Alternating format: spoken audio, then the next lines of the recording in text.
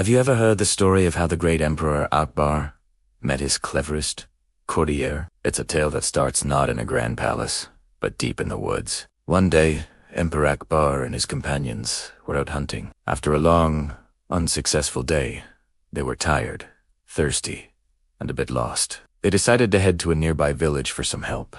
There, they met a sharp young boy named Maheshdas.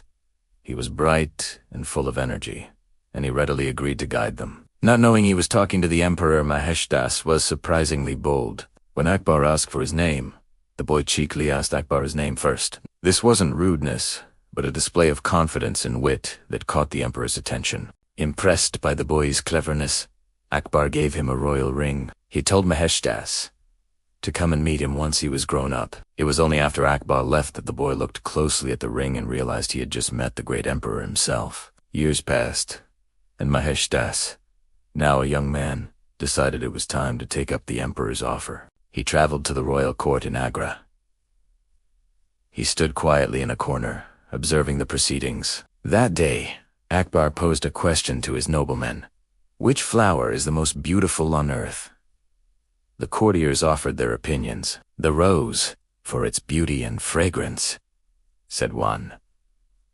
The lotus, for its purity, Saeed, another. Answers like jasmine and marigold filled the air. Then, from the corner, Maheshdas spoke up. Your Majesty, he said, in my opinion, the most beautiful flower is the cotton flower.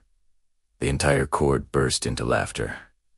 A cotton flower. It has no color, no scent. But Maheshdas stood his ground. He explained, Your Majesty, while other flowers are beautiful to look at for a short time, the cotton flower gives us something far more valuable. The cotton from this flower is spun into thread and woven into cloth that protects us from the summer heat and the winter cold. It clothes the rich and the poor alike. Its beauty lies in its usefulness to all of humanity. A hush fell over the court. Akbar was deeply impressed by this unique and thoughtful answer. Maheshdas then stepped forward, introduced himself, and showed the emperor the very ring he had been given all those years ago. Akbar remembered the clever boy from the woods instantly. Delighted, he welcomed Maheshdas to his court, making him one of his most trusted advisors. And from that day on, Maheshdas was known throughout the land by a new name, Birbal. Thanks for watching. If you enjoyed this story, don't forget to like, share, and subscribe for more tales from history. See you next time.